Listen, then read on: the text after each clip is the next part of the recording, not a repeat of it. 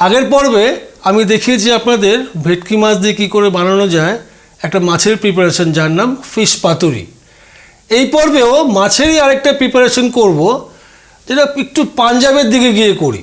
Panjabi fish preparation, যেটা খুব famous in panjabi cuisine, যেটাকে বলে ফিশ অমৃতসরি।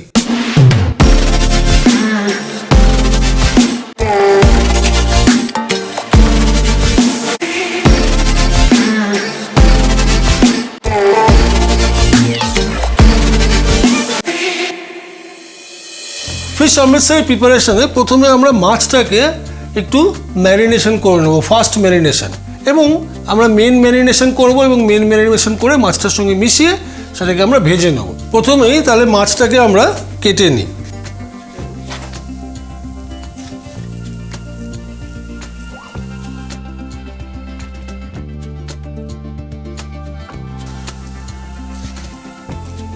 মাছটাকে এরকম ফিঙ্গার শেপে একটু কেটে নিতে হবে।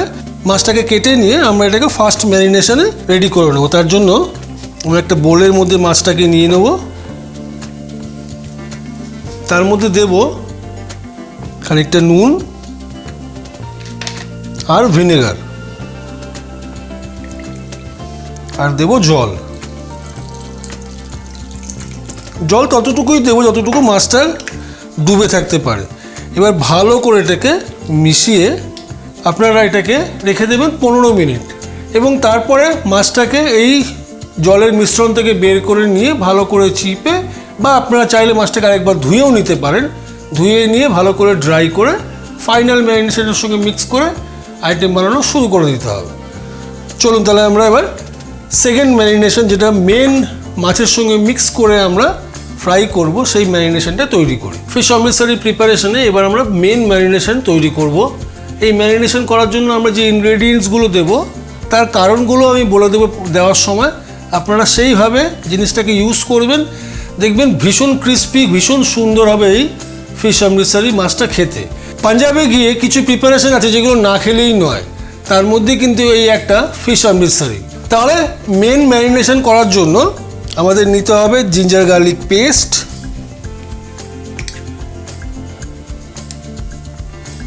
তার মধ্যে আমরা দেব অল্প পরিমাণে টারমারিক পাউডার, হলুদের গুঁড়ো,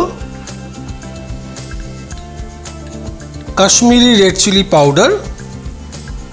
এটাতে সুবিধা ঝাল খুব কম হবে, কিন্তু এটা খুব সুন্দর রং দেবে এই আইটেমের মধ্যে। এবার দেবো এর মধ্যে আমরা বেসন। একটা খুব ইন্টারেস্টিং কথা আপনাদের জানিয়ে রাখি, বিভিন্ন ভিডিওতে আপনারা দেখে থাকতে পারেন হয়তো ফিশ অমৃতসরিটা একটা ব্যাটারের মতন জিনিস বানানো হয় এবং সেই ব্যাটারের মধ্যে মাছটাকে ডুবিয়ে ফ্রাই করা হয়। জানবেন যদি সেই রকমভাবে আপনারা ফিশ অমৃতসরি বানান তারপরে সেটা কিন্তু অ্যাকচুয়ালি ফিশ অমৃতসরি হবে না, সেটা ফিশ অমৃতসরি পাকোড়া হয়ে যাবে।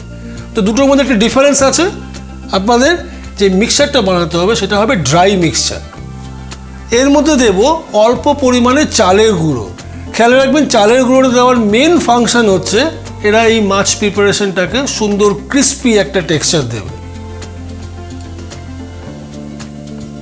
তো 1 চামচের মতন আমরা দিলাম চালের গুঁড়ো, আর এতে দেব মেথি পাতা, দেব অল্প পরিমাণে সল্ট, আর এতে দিতে হবে জোয়ান। জোয়ানটা একটু হাতের মধ্যে নিয়ে ভালো করে রগড়ে এর সঙ্গে দিয়ে দিন, তাহলে পরে ফ্লেভারটা খুব সুন্দর বেরোবে। এবার পুরো মিশ্রণটাকে ভালো করে মিশিয়ে নিতে হবে।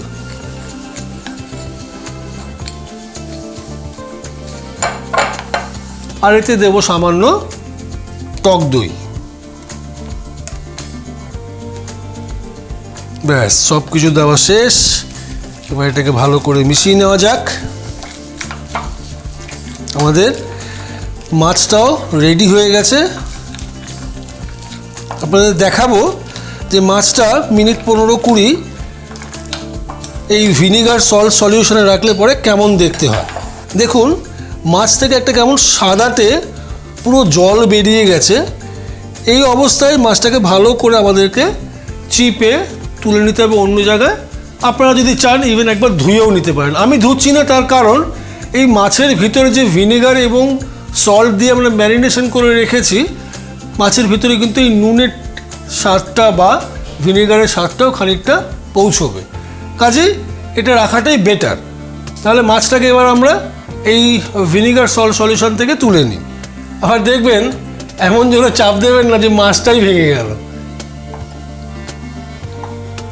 তো মাছটাকে আমরা তুলে নিয়েছি ভিনেগার সল্ট সলিউশন থেকে। এবার আমরা প্রথমেই দেবো এর মধ্যে একটু লেবুর রস।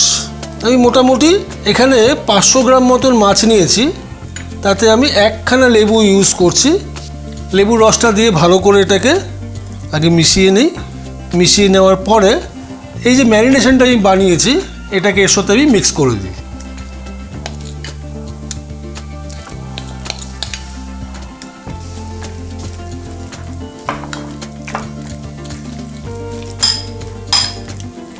ওয়াও, দারুণ একটা ফ্লেভার বেরোচ্ছে এই মিশ্রণটা থেকে। ভালো করে এটাকে মিশিয়ে ফ্রিজের মধ্যে রেখে দিন, বেশি না 8 ঘন্টা।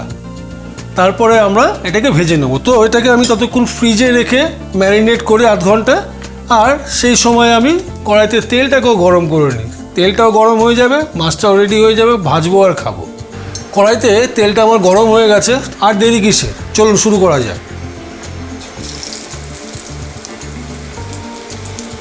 এরকম করে সুন্দর করে মাছটাকে তেলের মধ্যে ছেড়ে দিতে হবে এবং মিডিয়াম টেম্পারেচারে কিন্তু আমরা এই মাছটাকে ফ্রাই করব। আমরা মাছটাকে সুন্দরভাবে ভেজে নিয়েছি, আপনারা দেখতেই পাচ্ছেন রঙটা সুন্দর নাইস ডার্ক ব্রাউন কালার হয়ে গেছে এবং ক্রিস্পি টেক্সচারটা উপরটা এসে গেছে। মাছটাকে তুলে নিই, আর দেরি কিসের, আর পরিবেশন হয়ে যাক আপনাদের জন্য। নাইস। তাহলে আমাদের ফিশ অমৃতসরি রেডি। এবার হচ্ছে প্রেজেন্টেশনের পালা। সুন্দর করে প্রেজেন্টেশন করে নিই, যেভাবে আপনারা গেস্টকে দিলে পরে দেখতে খুব সুন্দর লাগবে। চলুন তাহলে প্রেজেন্টেশনটা করা যায়। এবার মাছগুলোকে সুন্দর করে অ্যারেঞ্জ করে দিই। আমাদের তাহলে রেডি। শুধু এই ফিশ অমৃতসরিটা সার্ভ করার জন্য লাগবে পুদিনার চাটনি, সুস্বাদু ফিশ অমৃতসরি, ক্রিস্পি এবং ভেরি টেস্টি রেডি এখন আপনাদের জন্য। সবাইকে খাওয়ান, নিজেরা বানান, আর বানিয়ে বলুন কেমন লাগলো আপনাদের এই স্ন্যাক্স প্রিপারেশনটা। খুব তাড়াতাড়ি ফিরে আসবো আরেকটা নতুন রেসিপি নিয়ে, আপনাদের সঙ্গে দেখা হবে। তবে যাওয়ার আগে একবার এটা টেস্ট করে দেখি কেমন বানিয়েছি। একটুখানি চাটনির সঙ্গে মিশিয়ে, বাহ, অনেক প্রিপারেশনকে পিছনে ফেলে দেবে। ভালো থাকবেন, হ্যাপি কুকিং।